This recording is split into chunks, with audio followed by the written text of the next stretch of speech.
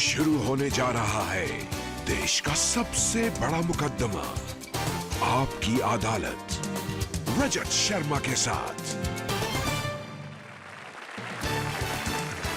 नमस्कार, चुनाव मंच के इस खास शो में आपका स्वागत है। लखनऊ में आपकी अदालत, और आज हमारे मेहमान हैं एक ऐसे नेता जो सबके निशाने पर है, चाहे अखिलेश यादव हो, चाहे मायावती हो। कोई उनको बाहरी कहता है, कोई उनको कम्युनल कहता है, कोई कहता है कि वो बांट देंगे राज्य को, लेकिन उन्होंने हर सवाल का बड़े संयत तरीके से जवाब दिया है। उन्होंने एक एक प्रहार का पूरी तरह से जवाब दिया है। मैं आमंत्रित कर रहा हूं भारतीय जनता पार्टी के राष्ट्रीय अध्यक्ष अमित शाह को।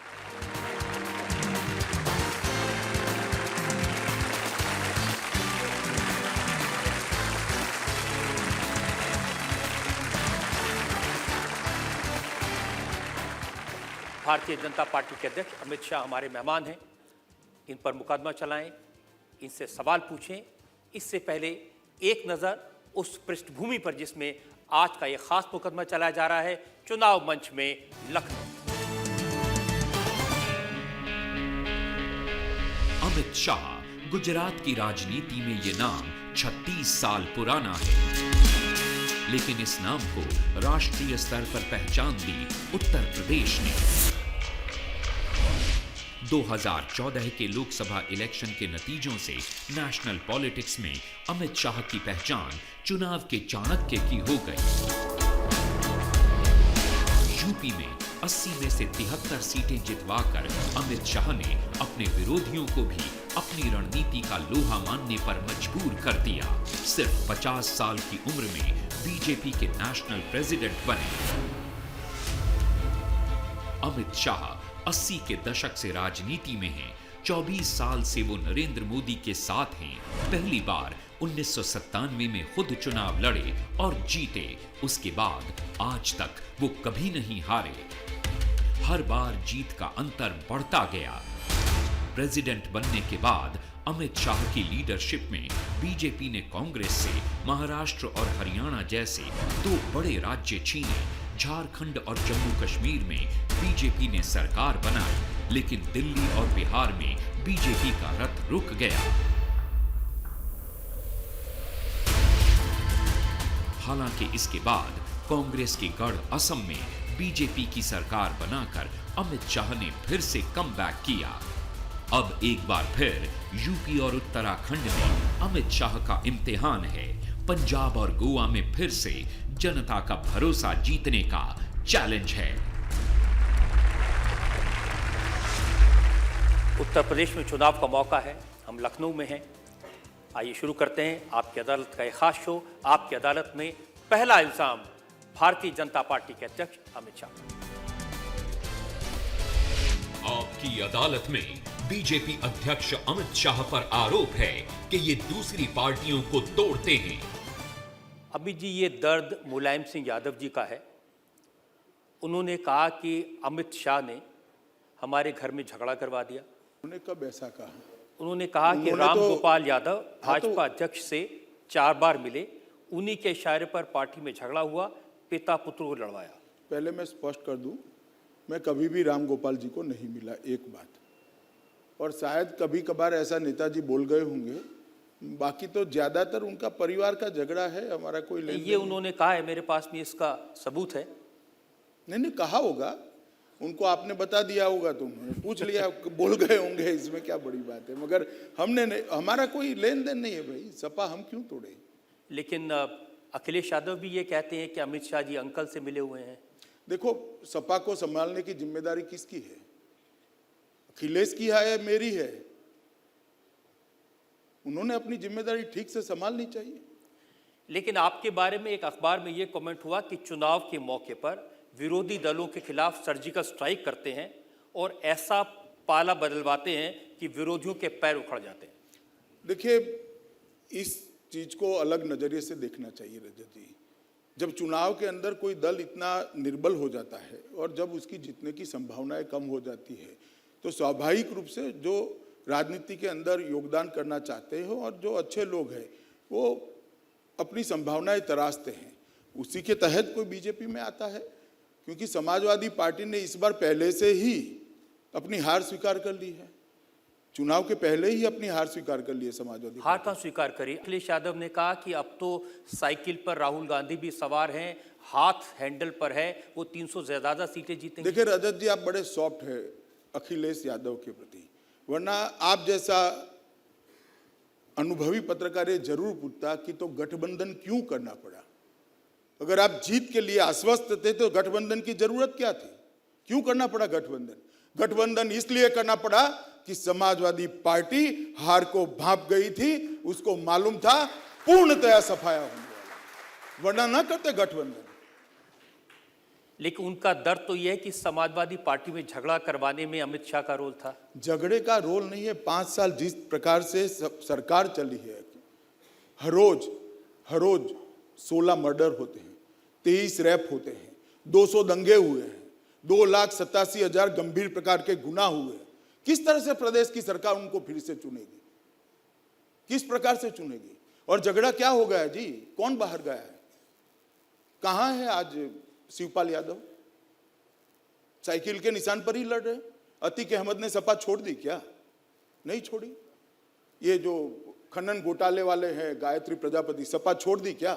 नहीं छोड़ी, किसी ने नहीं छोड़ी। सारे विधायकों का टिकट भी रिपीट हो गया, अखिलेश बदल गए। बस कैसे बदल गए?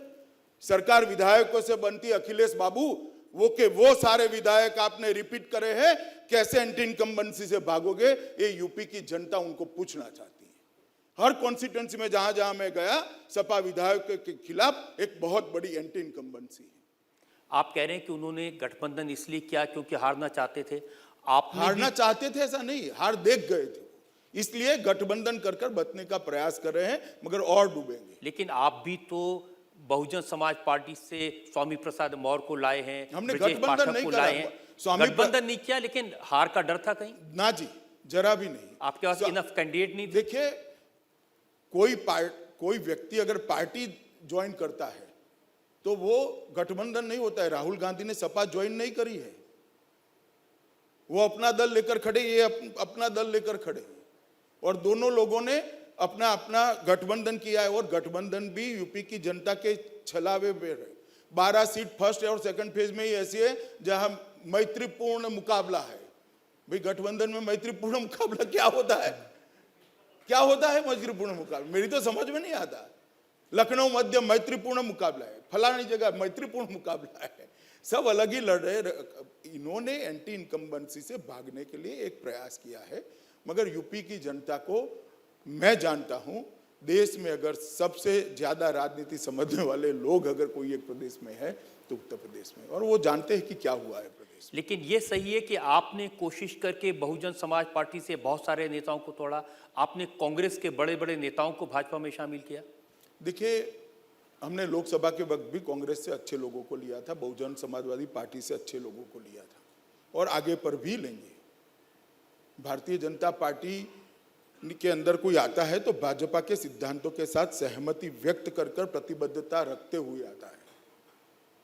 इसमें हमें कोई आपत्ति नहीं, इससे मेरी पार्टी का मूल चरित्र नहीं यही वो लोग हैं जिनका विरोध करके आप सरकार बनाना चाहते थे, यही वो लोग हैं जिनका राजनीतिक विरोध रहा, तो भारतीय जनता पार्टी में आकर के पवित्र हो जाते हैं। पवित्र हो गए ऐसे मैंने नहीं कहा भाई, राजनीतिक विरोध होते रहते हैं। ऐसे तो राहुल जी पूरी यात्रा निकाले देवरिया से दिल्ली तक की, और कहा 27 साल यूपी बेहाल, अब 5 साल निकाल लिए, 23 साल यूपी बिहार, ये 5 साल ठीक हो गए उनके गठबंधन करते ही। इतना कोसा है, आप रिकॉर्ड निकाल दीजिए, इतना कोसा है अखिलेश जी को किसानों के लिए, महिला सुरक्षा के लिए, और अब सब कुछ ठीक हो गया। लेकिन अगर आप अपनी पार्टी में लोग ले सकते हैं, मुख्तार अंसारी अगर बहुजन समाज पार्टी में शामिल हो जाए तो उससे शिकायत क्यों? देखिए, हमने मुख्तार अंसारी की शिकायत नहीं की। जिसको रखना है वो रखे, उनको मुबारक है, हमें नहीं चाहिए। हमने मुख्तार जैसे लोगों को नहीं लिया। मैंने आपकी पार्टी के प्रवक्ता का बयान देखा जिसमें उन्होंने इस बात के लिए आलोचना की मायावती जी की, उन्होंने क्यों ले लिया मुख्तार अंसारी को, बाहुबली का उन्हें। नहीं, मायावती जी कहती थी कि हमारी सरकार आएगी तो हम लॉ एंड ऑर्डर ठीक कर देंगे, और मुख्तार अंसारी को लिया। वो कॉन्ट्राडिक्शन समझाते थे, शायद आपको ठीक से समझा नहीं पाए। नहीं, मुझे तो समझ आया, क्योंकि मैंने देखा आपके यहाँ भी बहुत सारे बाहुबली उम्मीदवार हैं। हत्या के आरोपी अशोक चंदेल हैं, बाहुबली अजय प्रताप सिंह हैं, कुछ घोटाले के आरोपी हैं। देखिए, अशोक चंदेल और मुख्तार का कंपैरिजन शायद आप ही करें रजत जी। यूपी की राजनीति को और यूपी के सार्वजनिक जीवन को जो जानते हैं वो नहीं करेंगे। मुख्तार अंसारी किस प्रकार के व्यक्ति, किस प्रकार के गंभीर आरोप लगे हैं इन पर, तो पूरा यूपी जानता है। नहीं, लेकिन आपसे भी तो अपेक्षा थी कि आप जो उम्मीदवारों को उतारेंगे, चाहे वो किसी पार्टी से आए हों, लेकिन अच्छी छवि वाले लोगों को उतारेंगे। देखिए, किसी पर भी कोई सजा याफ्ता हो या केस सिद्ध हो गया हो, ऐसे किसी व्यक्ति को नहीं लिया। और आप जो नाम ले रहे हैं उसकी भी सूची कोई लंबी नहीं है, 2, 3, 4 की होगी। और वो भी इसलिए होगी कि भाई उन पर जो आरोप है वो अभी सिद्ध होना बाकी होगा, या तो आरोप कई बार उत्तर प्रदेश की राजनीति में राजनीतिक रूप से भी लगाए जाते हैं। अमित जी, आप बार बार बात करते रहे वंशवाद की, परिवारवाद की। मोदी जी ने बीजेपी की कार्यकारिणी में कहा कि पिता पुत्र को टिकट देने के लिए प्रेशर मत डालो, लेकिन जो लिस्ट है कैंडिडेट्स की उसमें बहुत सारे लोग हैं जो परिवार के उनके पिता राजनीति में हैं, किसी का पुत्र, किसी की पुत्री, किसी का रिश्तेदार। देखिए रजत जी, मैं वंशवाद की चीज को थोड़ा अच्छा कि आपने सवाल पूछा, क्योंकि हमारे विरोधी भी बहुत पूछते हैं, मगर मैं इसको स्पष्ट करना चाहता हूँ। वंशवाद कैसे, किसको कहते हैं? मुलायम जी अगर मुख्यमंत्री बनना नहीं चाहते हैं तो और कोई समाजवादी मुख्यमंत्री नहीं बन सकता, अखिलेश बनते हैं, इसको वंशवाद कहते हैं। फारूक अब्दुल्ला के बाद उनके बेटे आते, उसको वंशवाद कहते हैं। इस तरह से जवाहरलाल नेहरू, इंदिरा गांधी, संजय गांधी, राजीव गांधी, सोनिया जी और अब राहुल जी, अभी नए जी आए नहीं हैं, आएंगे तब वो जी, इसको वंशवाद कहते हैं। कोई नेता का बेटा अगर काम करते करते कार्यकर्ता है और एमएलए का टिकट लड़ जाए, उसमें कोई वंशवाद नहीं होता है, ये समझ कर चले। वंशवाद की व्याख्या होती है आउट ऑफ मेरिट जाकर उसको प्रमोट कर दिया जाए। लेकिन ये बड़े बड़े और सुनिए मैं बताता हूँ ना, अटल जी का खैर उनका तो कोई परिवार में था ही नहीं, मगर राजनाथ सिंह जी के बेटे अभी चुनाव लड़ रहे हैं, तो वो कोई मुख्यमंत्री नहीं बनने वाले हैं हमारे यहाँ। इस तरह से नहीं होता।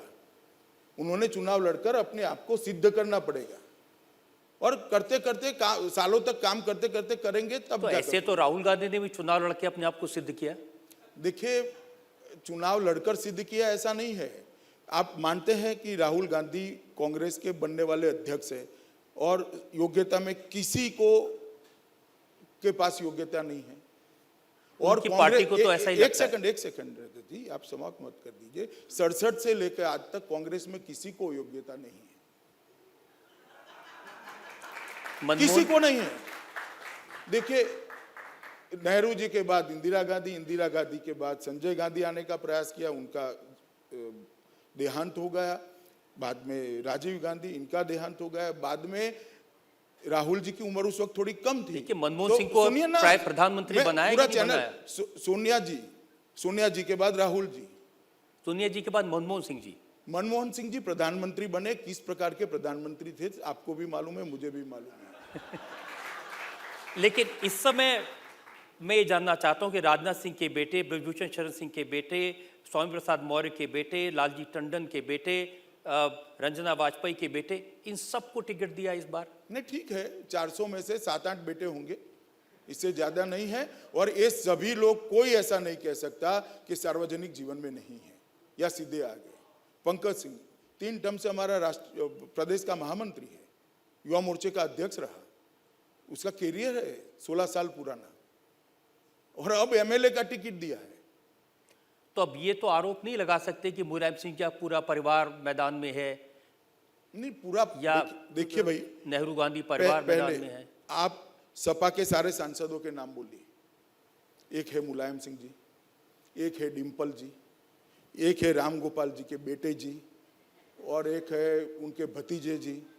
सारे वही है यहाँ, तो सारे के सारे, उनके अलावा कोई नहीं है। आप समझ रहे हो मेरी बात? दोनों के बीच का अंतर। यहां कुछ है, वहां सब वो है। आपकी अदालत में बीजेपी अध्यक्ष अमित शाह पर आरोप है कि इनके दोहरे मापदंड हैं। अमित जी, आप हमेशा से ये कहते रहे कि उत्तर प्रदेश में 3.5 चीफ मिनिस्टर हैं, अब तो 2.5 निकल गए, एक ही बचे। एक भी नहीं बचेगा, हमारा बनेगा। मैं समाजवादी पार्टी के रेफरेंस में कह रहा था। कैसे बनेगा? आपके पास तो कोई उम्मीदवार ही नहीं है मुख्यमंत्री बनने का। आप देखिएगा परिणाम के दिन। नहीं, लेकिन ये सच महाराष्ट्र है में भी हमारे पास कोई उम्मीदवार नहीं था, ऐसा आपका आरोप था। झारखंड में भी था, हरियाणा में भी था। तीनों जगह आज भाजपा के मुख्यमंत्री बैठे हैं और अच्छे से राज्य चला रहे हैं। देखिए, आपने गोवा में तो डिक्लेयर किया ना, रक्षा मंत्री मनोहर पर्रिकर हो सकते हैं अगर हो चुनाव के सकते बाद। हैं, ऐसा कहा। तो यहाँ भी कुछ कहते हैं गृह मंत्री राजनाथ सिंह हो सकते हैं। रजत जी, कम से कम मेरी पार्टी तो मुझ पर छोड़ दीजिए भाई साहब, आप क्यों चला रहे हैं? नहीं तो ये तो आपके सारे विरोधी कह रहे हैं कि भारतीय जनता पार्टी के पास में एक नेता ऐसा नहीं है जिसको उत्तर प्रदेश के मुख्यमंत्री का प्रोजेक्ट किया जा सके। देखिए, भारतीय जनता पार्टी की कैडर को उत्तर प्रदेश की जनता भी जानती है और पूरा देश जानता है। जहाँ जहाँ हमने मुख्यमंत्रियों का चयन किया, वो सभी लोग आज अच्छे से राज्य चला रहे हैं। वो सभी लोग संगठन से आए हुए लोग हैं और मंजे हुए नेता हैं।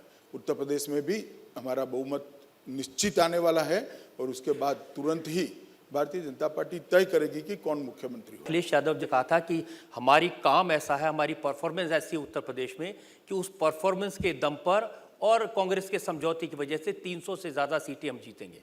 मैं अखिलेश जी के स्टेटमेंट पर कोई टिप्पणी करना नहीं चाहता, मगर परफॉर्मेंस पे जरूर टिप्पणी करना चाहता हूँ कि इनका परफॉर्मेंस कैसा है। मैंने आपको पहले ही बताया कि गंगा जमुना का पूरा मैदान, इतना सारा पानी उपलब्ध, मथुरा जमुना जी से 20 फुट दूर फ्लोराइड आ गया है। जमुना नदी के 20 फुट दूर फ्लोराइड वाला पानी लोग पीने के लिए मजबूर है। इनका परफॉर्मेंस है। कृषि विकास दर सारे देश में से नीचे से उल्टी गिनती करो तो 1, 2, 3, 4 में आते हैं। जीडीपी सारे देश में नीचे से गिनती करो तो 1, 2, 3, 4 में आते हैं। रोजगारी देश में गिनती करो तो नीचे से 1, 2, 3, 4 में आते हैं। और क्राइम में सारे के सारे हेड में ऊपर से 1 नंबर है। सारे के सारे, खून ले लो, बलात्कार ले लो, चोरी ले लो, लूट ले लो, अपहरण ले लो, डकैती ले लो, भ्रष्टाचार। अभी ये कह रहे कि मैंने लखनऊ आगरा हाईवे बनाया। मैं आपके माध्यम से उत्तर प्रदेश की जनता को बताना चाहता हूं कि भारत सरकार इसी मापदंड वाले राजमार्ग जब बनाती है तो 18 करोड़ रुपया पर किलोमीटर उसका खर्चा आता है। इनका खर्चा आया है 31 करोड़ रुपया। अब 18 और 31 का डिफरेंस कहां गया, वो यूपी की जनता नहीं पूछेगी। मैंने उनसे कानून व्यवस्था के बारे में पूछा था और आपने जो आरोप लगाए थे पिछले 2 दिन की घटनाएं, मेरठ की, लखनऊ की, उसके बारे में। नहीं, मेरठ, लखनऊ, इलाहाबाद कोई जगह बाकी नहीं है। उन्होंने कहा जब अमित शाह आए तो उनसे पूछेगा कि वो मध्य प्रदेश के आंकड़े लेकर आए, राजस्थान के आंकड़े लेकर आए, देख लिए हमने आंकड़े, वो देख ले जरा, बस आप भी देख लीजिए, नेशनल क्राइम रिकॉर्ड ब्यूरो में उपलब्ध हैं। जब मैंने उनको क्राइम ब्यूरो के आंकड़े गिनाए तो उन्होंने कहा कि ये आपको भारतीय जनता पार्टी के अध्यक्ष से पूछना चाहिए कि उन पर की कौन सी धाराओं के अंदर केस चले। बहुत धाराओं के ऊपर चला, मगर वो सारे केस अदालत ने ऐसे कहकर निरस्त कर दिए। रजत जी, आपको मालूम है, फिर भी आपने ये सवाल पूछा, इसलिए धन्यवाद आपका। सारे केस ऐसा कहकर निरस्त कर दिए कि जिनको साथ लेकर वो निकले हैं उन्होंने राजनीतिक द्वेष से प्रेरित केस किए थे और उनके पिताजी पर भी किया था। शायद अखिलेश जी को अब याद नहीं है वो बात। कांग्रेस ने मुलायम सिंह जी पर भी किया था। लेकिन उत्तर प्रदेश की जनता को सबसे ज्यादा चिंता अगर किसी की है तो आपने भी कहा कि कानून व्यवस्था की, एक्सटॉर्शन है, मर्डर्स हैं, वाकई में लोग परेशान हैं। ये दावा मायावती जी ने किया कि जब मेरी सरकार थी 5 साल तो उत्तर प्रदेश में कानून व्यवस्था अच्छी थी, इसलिए मुझे वोट दो, मैं आऊंगी तो सब ठीक कर दूंगी। तो हार क्यों गई? 5 साल के बाद जनता ने हरा दिया उनको। हारी तो बीजेपी भी बहुत बार है, मगर हम कानून और व्यवस्था के मुद्दे पर नहीं हारे। वो कानून और व्यवस्था और भ्रष्टाचार के मुद्दे पर हारी है चुनाव। गत चुनाव का मुद्दा ही कानून व्यवस्था और भ्रष्टाचार था। अखिलेश जी ने एक और इल्जाम लगाया। उन्होंने कहा कि केंद्र सरकार ने हमारी मदद नहीं की कानून व्यवस्था के लिए। पुलिस के मॉडर्नाइजेशन के जितने प्रोजेक्ट्स थे उनको केंद्र सरकार ने बंद कर दिया। देखिए अखिलेश जी, आज मैं इस खुले मंच पर कहना चाहता हूं आपकी अदालत के कि गुजरात सरकार को मिला हुआ पैसा जनसंख्या के अनुपात में और उत्तर प्रदेश को मिला हुआ पैसा जनसंख्या के अनुपात में 1 पैसा भी कम किया है अगर उत्तर प्रदेश को, तो उनको ये कहने का अधिकार है। उल्टा यूपीए सरकार जो उनके समर्थन से चलती थी, उनका समर्थन था 10 साल यूपीए सरकार को, उसने प्रति साल जो पैसा दिया उसमें मोदी जी के आने के बाद 1 लाख करोड़ रुपए का बढ़ोतरी भारतीय जनता पार्टी की सरकार ने की है। 1 लाख करोड़ रुपया उत्तर प्रदेश का। और अखिलेश ने बाकी सबका हिसाब छोड़ दे। नहीं, उन्होंने कहा पुलिस मॉडर्नाइजेशन के लिए जो पैसा था वो नीति आयोग ने बंद कर दिया। नहीं, नीति आयोग ने बंद नहीं किया है भैया, वो पैसा इस ग्रांट में, ग्रांट इनकी स्टेट की ग्रांट ही बढ़ा दी है। कानून और व्यवस्था सिर्फ मॉडर्नाइजेशन से नहीं होती है। उनके अपराध के आंकड़े उसमें से 70% उनके नेताओं के क्षेत्र में हुए जहां से एसपी के चुने हुए विधायक हैं। सारी की सारी जगह पे पुलिस का पूरा पॉलिटिसाइजेशन किया है। कोई प्राथमिकी दर्ज कराने जाएगा तो जाति और धर्म पूछकर प्राथमिकी दर्ज की जाती है। कैसे कानून और व्यवस्था ठीक रहेगी? तो बीजेपी कैसे इसको ठीक कर देगी? किया है हमने कई जगह पे किया है। उत्तर प्रदेश में तो काफी मुश्किल है। अगर मुश्किल नहीं है रजत जी, हमारी पार्टी कोई जाति आधारित पार्टी नहीं है। हमारी पार्टी तुष्टीकरण कर कर अपनी वोट बैंक को संभालने का प्रयास नहीं करती किसी एक धर्म विशेष का। अगर ये 2 नहीं करते हैं तो कल को यूपी की कानून और व्यवस्था ठीक हो जाएगी और कुछ ज्यादा करने की जरूरत भी, मगर ये नहीं कर पाएंगे क्योंकि उनका पॉलिटिक्स का बेस ही ये है। लेकिन जब आपने टिकट बांटे हैं वो तो जाति के आधार पर ही बांटे होंगे। आप ऐसा मानते हैं, हमने नहीं बांटे।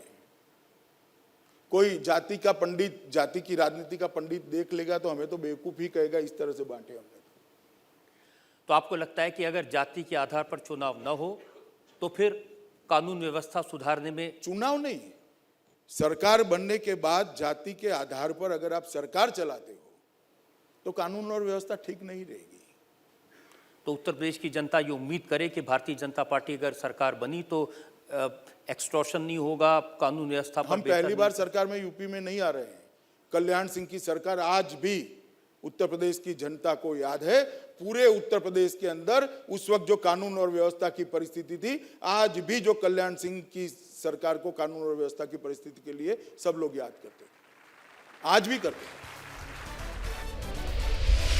आपकी अदालत में बीजेपी अध्यक्ष अमित शाह पर आरोप है कि ये वोट के लिए समाज को बांटते हैं।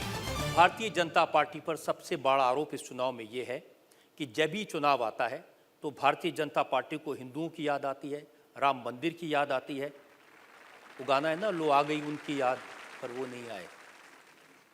देखिए रजत जी, आप बहुत वरिष्ठ पत्रकार हैं। राम जन्मभूमि आंदोलन के बाद का कोई भी हमारा घोषणा पत्र निकालिए जिसमें हमने राम जन्मभूमि आंदोलन का हमारी प्रतिबद्धता नहीं व्यक्त की है। हर बार करते हैं क्योंकि अभी मंदिर बनना बाकी है। इस बार जो मैनिफेस्टो उसमें तो जिक्र है, हर बार के है, इस बार का नहीं। और हर बार आप सवाल पूछते हैं।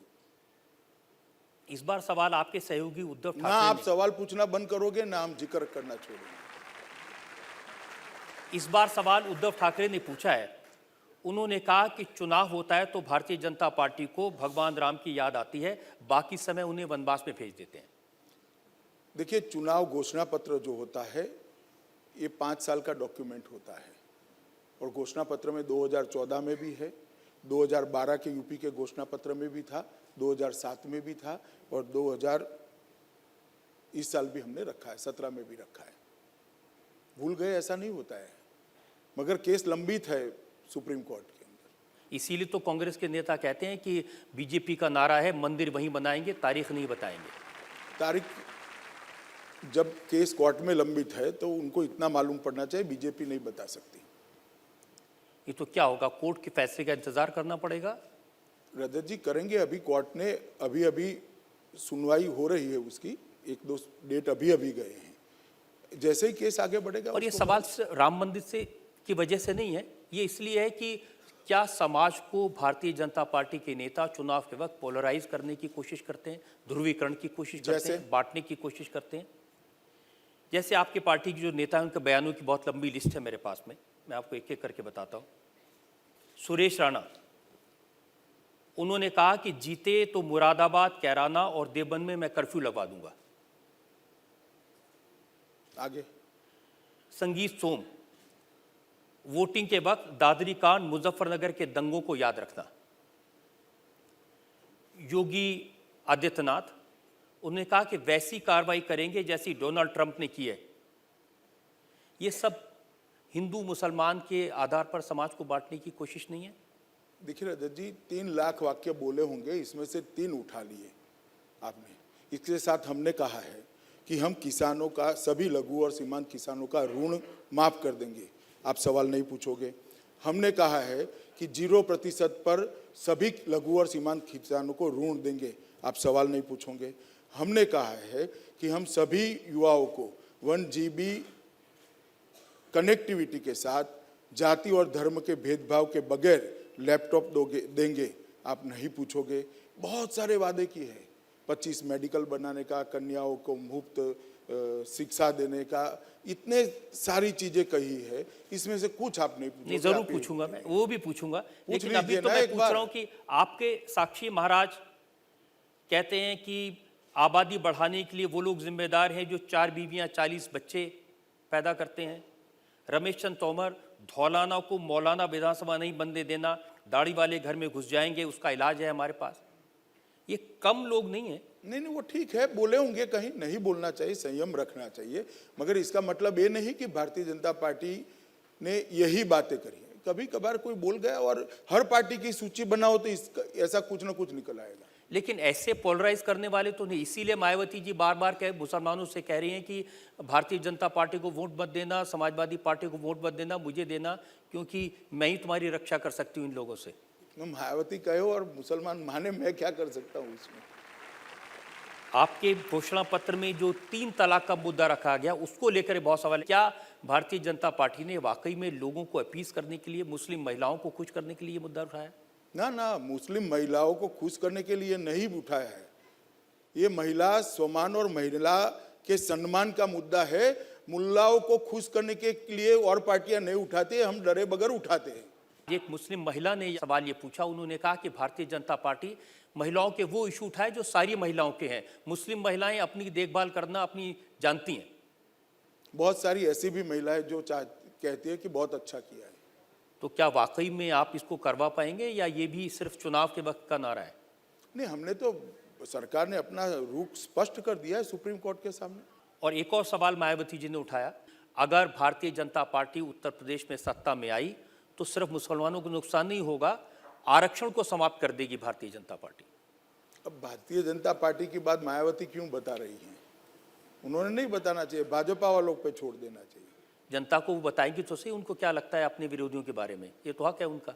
नहीं, मगर उनके कहने से क्या होता है? भारतीय जनता पार्टी का स्टैंड बहुत फर्म है, मौजूदा आरक्षण व्यवस्था है वो ठीक है, वो चलनी चाहिए। लेकिन संघ का तो ये नहीं है। संघ ने कभी नहीं कहा।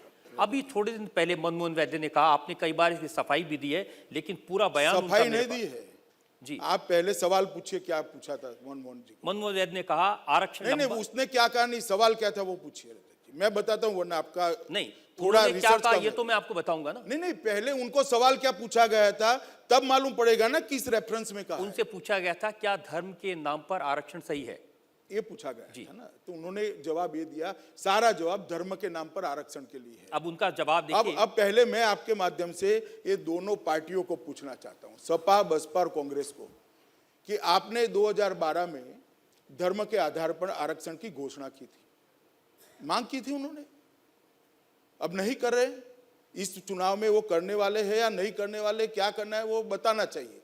और अगर वो धर्म के आधार पर आरक्षण चाहते हैं तो इंदिरा साहनी के जजमेंट के बाद 50% से आरक्षण ज्यादा बन नहीं सकता।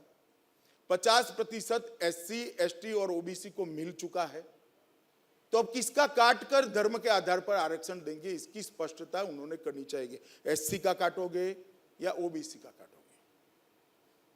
धर्म के आधार पर जो आरक्षण देना चाहते हैं उनको मैं पूछना चाहता हूं, सपा से, बसपा से और कांग्रेस पार्टी से, आप किसका काटकर धर्म के आधार पर आरक्षण दोगे?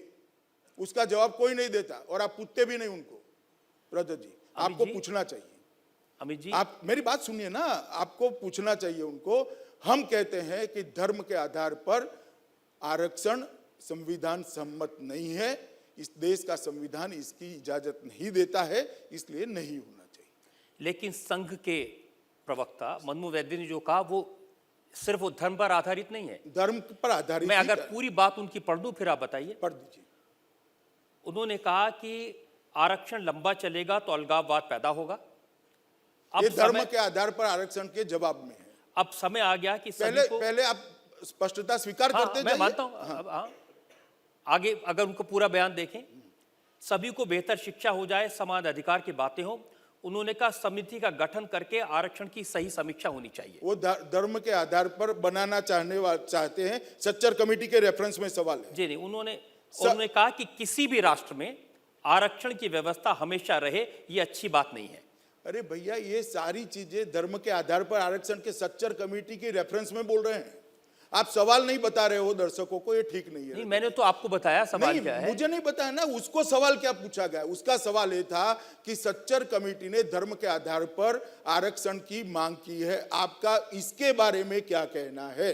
अमित जी, ये पहली बार नहीं हुआ ना, बिहार के चुनाव के पहले भी बिहार के चुनाव मोहन में भागवत जी का बयान आया था। चुनाव में भी कहीं पर ऐसा नहीं किया, और फिर भी इसके बाद संघ ने रिजॉल्व कर तय किया है, प्रस्ताव पारित कर कहा है कि हम अभी की आरक्षण व्यवस्था के साथ सहमत है।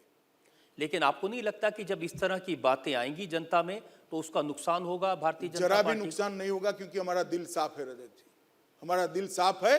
भारतीय जनता पार्टी और राष्ट्रीय स्वयंसेवक संघ दोनों आरक्षण के मुद्दे पर स्पष्ट है कि अभी का जो आरक्षण की व्यवस्था है वो चलनी चाहिए। और समीक्षा नहीं होनी चाहिए? कभी नहीं कहा हमने समीक्षा होनी चाहिए।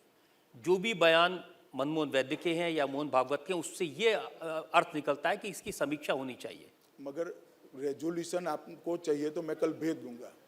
उसके बाद में आपने जो विवाद खड़ा किया, ऐसा ही कई लोगों ने विवाद खड़ा करने का प्रयास किया।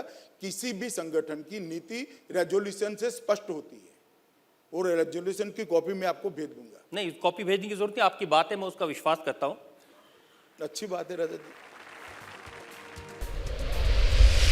आपकी अदालत में बीजेपी अध्यक्ष अमित शाह पर आरोप है कि ये सुहाने सपने बेचते हैं।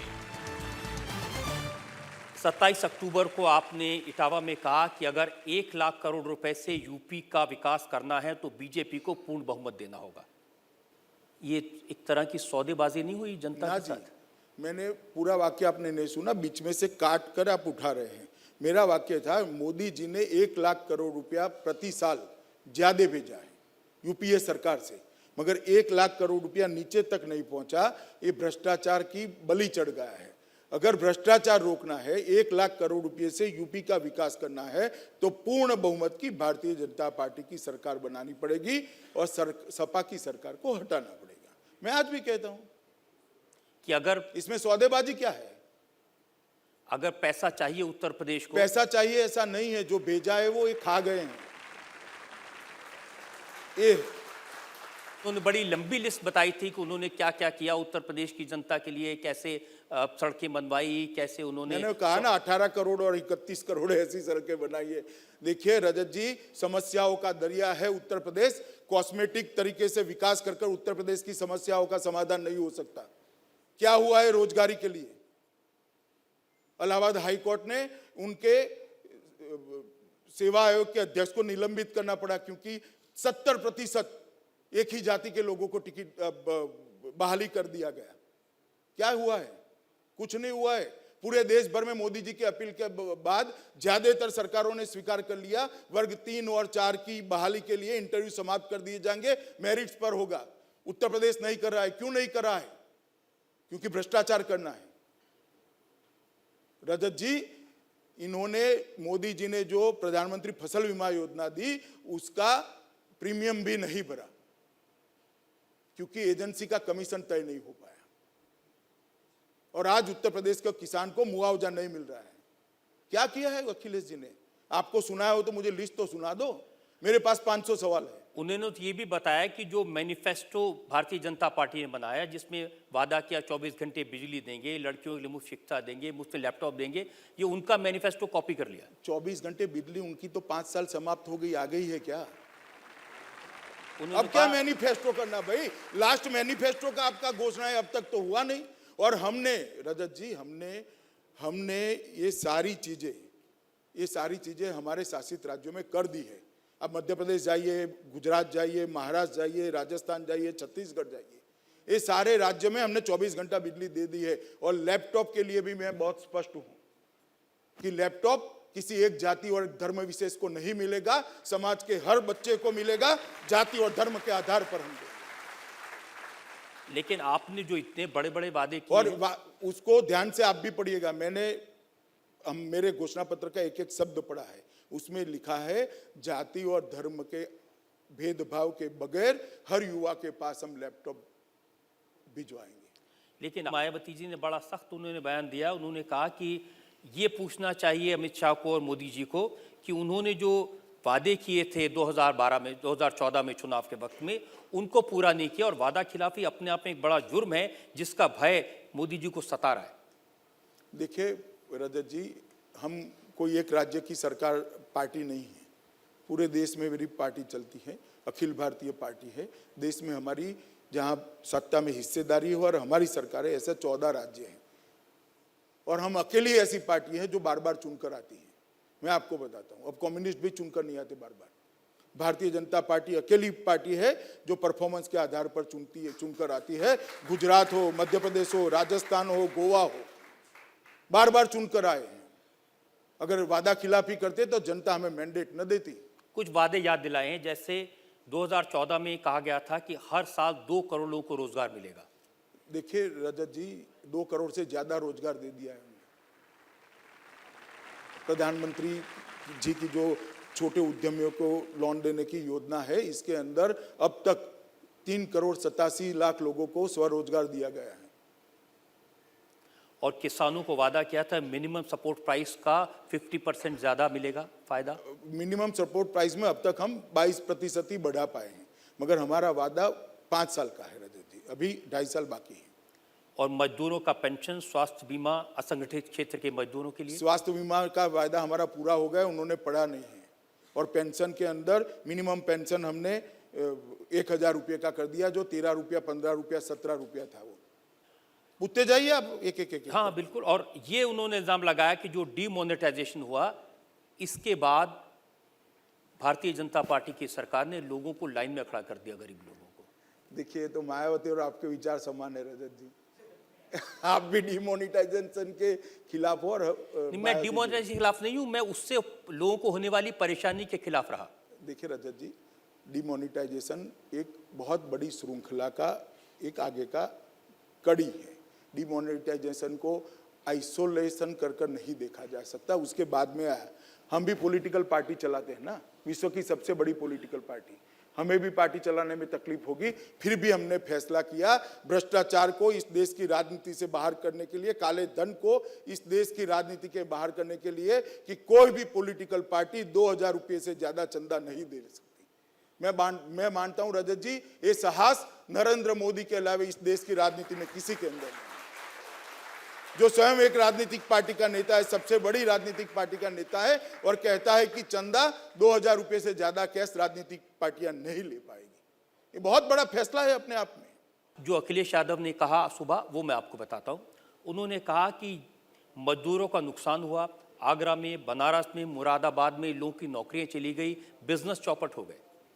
देखिए, अखिलेश जी का आरोप है, और मैं चाहता हूं कि अखिलेश जी डिमोनेटाइजेशन को मुद्दा बनाए चुनाव का। वो तो इसके बारे में बात कर ही नहीं, बात कर रहे, चुनावी सभा में नहीं बोलते भैया, नहीं बोलते हैं। मोदी लगता है, कल आगरा के शो में भी मोदी के नारे लग गए, इसलिए सभा में नहीं बोलते हैं।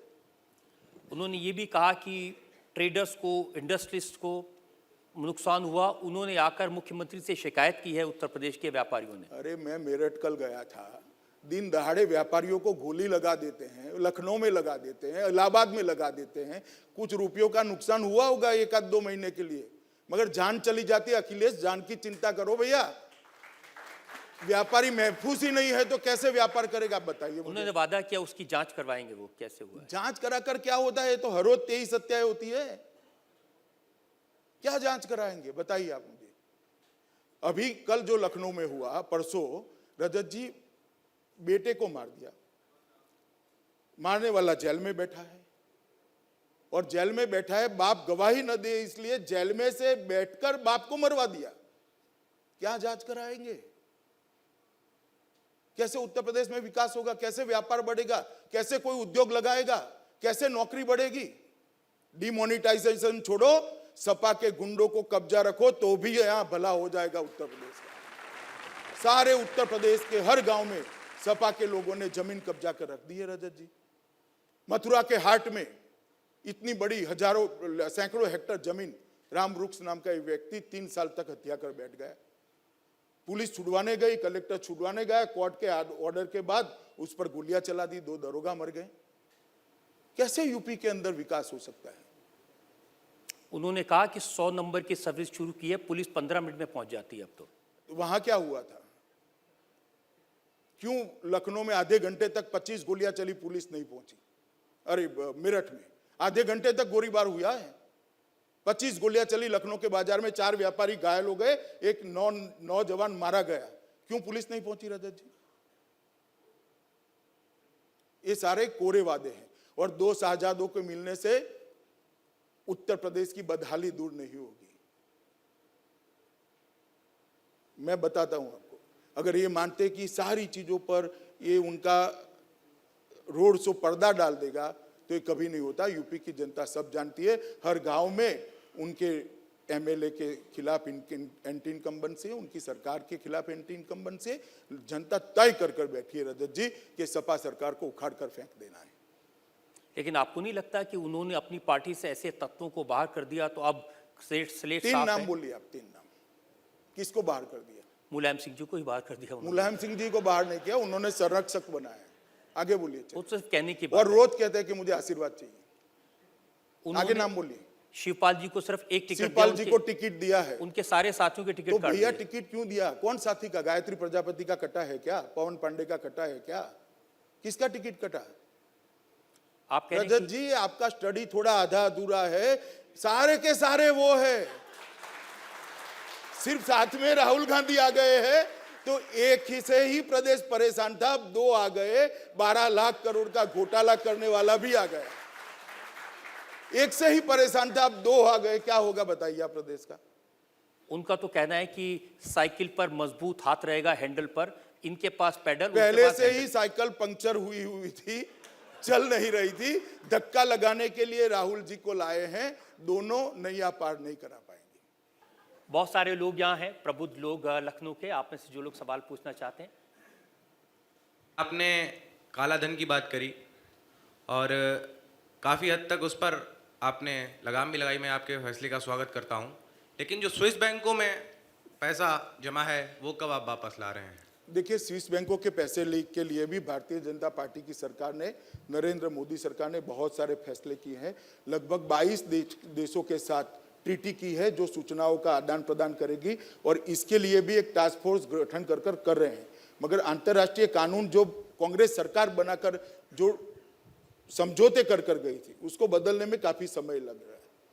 और आप ये बात मानकर चलिए कि स्विस बैंक में से जितना पैसा है उसको लाना जितना महत्वपूर्ण है, इतना ही महत्वपूर्ण नया पैसा न जाए वो भी है। तो हम दोनों मोर्चे पे लड़ रहे हैं। नया पैसा स्विस बैंक में न जाए इसके लिए भी लड़ रहे हैं, उसको वापिस आने के लिए भी लड़ रहे हैं। अखिलेश जी ने इसका जिक्र किया था। उन्होंने कहा कि जब एमनेस्टी स्कीम सरकार ने लगाई तो इनकम टैक्स के अफसरों ने, व्यापारियों ने शिकायत की है कि व्यापारियों से जबरदस्ती कहा कि आप इसमें पैसा डालिए। देखिए रजत जी, आप कुछ भी कह लीजिए, कोई व्यापारी कभी एमनेस्टी स्कीम में उसके पास काला धन नहीं है तो घोषित ही नहीं कर सकता। लाएगा कहां से? नहीं है अगर तो घोषित कहां लाएगा? कहां से? भरना पड़ता है ना इसमें। तो उनकी शिकायत थी जो इनकम टैक्स के अफसरों का टेरर बहुत बढ़ गया है। टेरर नहीं है भैया, इन्होंने कहा कि भाई आप घोषणा कर दो, और काला धन किसी के पास पड़ा है और घोषणा करने के लिए कहते हैं तो उसमें मैं नहीं मानता कुछ अनुचित है। क्या जनरल कैटेगरी का बंदा जो है वो कितना भी क्वालिफाइड हो, कितना भी उसके पास एक्सपीरियंस हो, जो भी चीज़ें हो, क्या वो इन जातिवाद और इन चक्कर में फंसता नहीं है? देखिए, किसी भी जाति का कोई रिजर्वेशन नहीं है, क्लास का रिजर्वेशन है। अनुसूचित जाति का एक वर्ग बनाया गया है संविधान के तहत, पिछड़ाओं का एक वर्ग बनाया गया है, एसटी का शेड्यूल्ड ट्राइब्स का एक वर्ग बनाया है। जैसे मैं आपको एग्जांपल के लिए तो पिछड़ा समाज की जाति में बिंद आते हैं, तो बिंद जाति है, पिछड़ा वर्ग एक क्लास है, इसको क्लासिफाइड किया गया है और उनकी जनसंख्या में जो अनुपात है उससे बहुत कम दिया गया है। मानो 70% ये पूरा वर्ग होता है, तो इसके सामने 27% का रिजर्वेशन है। उनके एक सेकंड मुझे सुन लीजिए, उनके अनुपात में बहुत कम है और सरकार का ये प्रयास भी है कि सीटों में इतनी बढ़ोतरी की जाए कि ये मेरिट्स वाले बच्चों को भी अन्याय न हो, और उस दिशा में हम कर रहे हैं। हमारे घोषणा पत्र में हमने 25 नए मेडिकल कॉलेज का वादा किया है और निश्चित रूप से 5 साल में बना देंगे, और हर जिले में एक इंजीनियरिंग कॉलेज का भी वादा किया, जिससे मेरिट वाले लोगों को परेशानी न हो और जो पिछड़े हैं उनको भी मौका मिले। मेरा एक सवाल अमित शाह जी से है कि यहाँ के लोग आमतौर पे कहते हैं कि समाजवादी पार्टी और बीजेपी का आपस में कुछ मेल भी है, जिसकी वजह से कई ऐसे बयानात होते हैं जो बहुत शर्मनाक होते हैं, मगर बीजेपी उस पर चुप्पी साध जाती है। जैसे आजम खान साहब का कल एक बयान था बदायूं में, जिसमें उन्होंने कहा कि कश्मीर जो है वो पाकिस्तान का हिस्सा है और वहाँ पर भारतीय फोर्सेस जिस तरह से इजरायली फोर्सेस फ़िलिस्तीन में जुल्म कर रही हैं, वैसे ही भारतीय लोगों पर, वहाँ की कश्मीरियों पर भारतीय फोर्सेस जुल्म कर रही हैं। इस बयान के, इतने शर्मनाक बयान के आने के बाद भी बीजेपी का कोई रिएक्शन इस पर नहीं आया। नहीं, हमारे ध्यान पर नहीं आया। अभी मैं कह देता हूँ, रिएक्शन अभी दे देता हूँ। ये आजम खान जी का बयान उनके चरित्र को उजागर करने वाला बयान है और समाजवादी पार्टी के नेताओं ने इसका जवाब देना चाहिए। समाजवादी पार्टी ने स्पष्ट कहना चाहिए कि वो कश्मीर के लिए क्या मानते हैं। आजम खान मेरी पार्टी के नेता नहीं है, इसकी जिम्मेदारी समाजवादी पार्टी की बनती है उनसे जवाब तलब करने की। एक सवाल आपसे इतना पूछना है कि एनजेएसी ऑनरेबल सुप्रीम कोर्ट ने सेट असाइड कर दिया, जजेस की वैकेंसीज फिलअप नहीं हो रही हैं, पूरा हिंदुस्तान परेशान है, सारी पब्लिक परेशान है। देखिए, आपने भाषण ही सुने हैं, किसके मैं कहना नहीं चाहता, जनता समझ जाएगी। वास्तविकता ये नहीं है। विगत 35 साल में सबसे ज्यादा जजों की नियुक्ति ये 2.5 साल में नरेंद्र मोदी के शासन में हुई है, सबसे ज्यादा नियुक्ति। और इसके आंकड़े भारत सरकार की विधि मंत्रालय के वेबसाइट पर पड़े हुए हैं, आप डाउनलोड कर देख लो। और आपका ये भ्रांति है कि एनजेसी के फैसले के कारण जजों की नियुक्ति रुकी पड़ी है। नियुक्ति नहीं रुकी है, पुरानी व्यवस्था से आज भी नियुक्ति। न्यूज़पेपर्स के आंकड़ों के बारे में बात कर रहा था, उसमें स्पष्ट रूप से दिया गया है जितनी जा रही हैं, करीबन 150-200 वैकेंसीज जो भी फिलअप होने के लिए जा रही हैं, वो एग्जीक्यूटिव यूनियन आगे बढ़ने नहीं दे रही। Amit ji, bye and large impression ये है कि जजेस की नियुक्ति रुकी हुई है इस तकरार की वजह से। गलत इंप्रेशन है रजत जी, और मैं कहता हूं भारत सरकार की साइट पर आपको जाकर देख लो, कंपेरेटिव ग्राफिक्स के साथ बनाकर दे रखा है। हम जुडिशरी के साथ बहस कर, सुनिए तो, हम जुडिशरी के लोगों के बातों के साथ बहस करना नहीं चाहते, हम सम्मान करते हैं, मगर वास्तविकता है कि सबसे ज्यादा जजों की नियुक्ति 2.5 साल के अंदर हुई है। और जो पार्टियां हैं उनके कैंडिडेट हमारे सामने हैं, लेकिन भारतीय जनता पार्टी का कोई कैंडिडेट नहीं है, तो इसमें एक कंफ्यूजन हो रही है, तो उस पर आप क्या कहेंगे? कंफ्यूज मत होइए। उत्तर प्रदेश और गुजरात का कंपैरिजन कर दीजिए, उत्तर प्रदेश और मध्य प्रदेश का कर दीजिए, उत्तर प्रदेश और छत्तीसगढ़ का कर दीजिए, उत्तर प्रदेश और हरियाणा का कर दीजिए, उत्तर प्रदेश और महाराष्ट्र का कर दीजिए। सुन लो भैया, एक जमाने में बीमारू राज्य का कंसेप्ट किसी अर्थशास्त्री ने लॉन्च किया था। बीमारू राज्य में से बिहार, मध्य प्रदेश, राजस्थान और उत्तर प्रदेश जो बदहाली की अवस्था में थे, हम उसमें से राजस्थान, मध्य प्रदेश और पुराने मध्य प्रदेश का हिस्से छत्तीसगढ़ में आए। ये तीनों राज्य बीमारू के बाहर निकल गए हैं। उत्तर प्रदेश में हम सत्ता पर आने के बाद 5 साल के अंदर उत्तर प्रदेश बीमारू राज्य की कैटेगरी से निश्चित रूप से बाहर आ जाएगा, निश्चित रूप से। और ये बाकी बीमारू राज्य में भी हमने मुख्यमंत्री की घोषणा नहीं की थी, पहला चुनाव ऐसे ही लड़े थे। लेकिन उनका सवाल है कि उत्तर प्रदेश में बाकी दोनों पार्टियों के मुख्यमंत्री उम्मीदवार सामने हैं, भारतीय जनता पार्टी का नहीं है, इसलिए जनता के मन में कंफ्यूजन है। बाकी दोनों पार्टी में कोई और नेता ही नहीं है। कौन है बताइए मायावती की पार्टी में? बसपा में कौन है? सतीश चंद्र मिश्रा। आप मानते हो मुख्यमंत्री बन सकते हैं मायावती के रहते? और यहाँ कौन है नेताजी का दूसरा समाजवादी पार्टी में तो बहुत सारे बेटा चाहिए ना? बेटा तो एक ही है।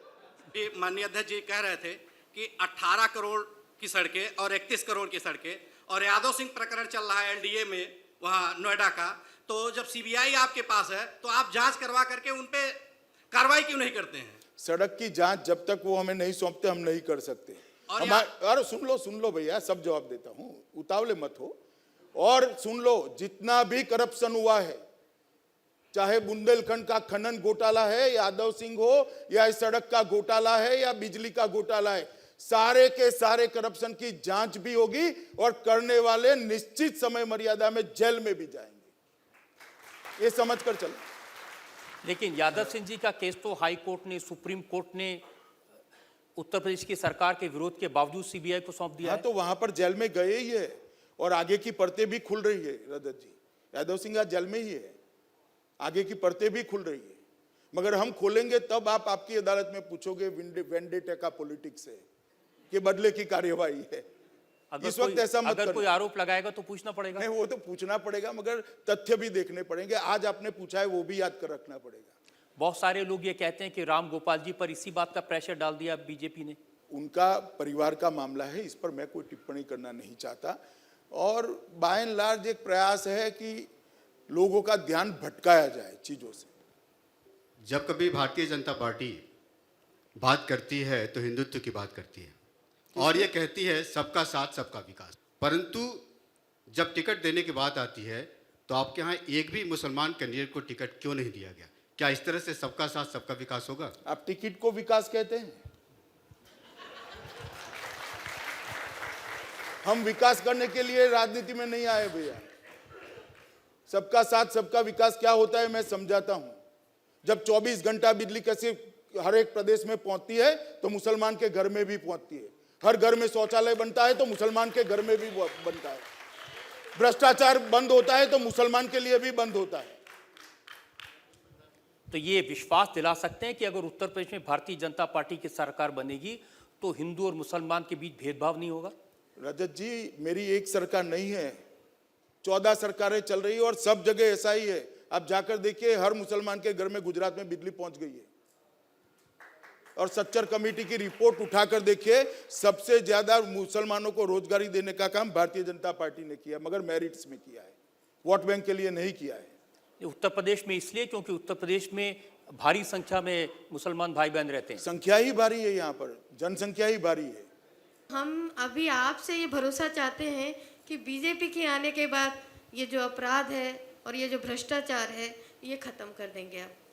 देखिए, बीजेपी की सरकार यहाँ पर कल्याण सिंह की सरकार बनी थी, राजनाथ सिंह जी की सरकार बनी थी, राम प्रकाश गुप्ता जी की सरकार बनी थी, और सबसे कम दंगे, अगर सबसे कम अपराध हुआ, सबसे कम दंगे हुए तो वो सरकारों में हुए थे।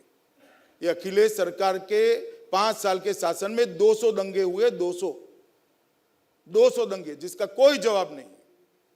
यही भरोसा चाह रहे हैं सर आपसे। जी निश्चित भरोसा रखिए, भारतीय जनता पार्टी आएगी तो किसी के साथ भेदभाव रखे बगैर अपराध करने वालों पे दंडित करने वाली कठोर कार्यवाही। बहुत धन्यवाद। अमित जी, आपने उत्तर प्रदेश की जनता के मन जो शक थे, सवाल थे, उन सबके बड़ी बेबाकी से जवाब दिए। हम आज का कार्यक्रम यहीं खत्म करते हैं। अमित शाह पर हमने मुकदमा चलाया, उनके जवाबों में कितना दम है, कितनी सच्चाई है, वादों में कितनी ताकत है, इसका फैसला उत्तर प्रदेश की जनता करेगी। चुनाव का माहौल है, हम इंतजार करेंगे उत्तर प्रदेश की जनता के फैसले का, अमित शाह के आज के इस मुकदमे पर।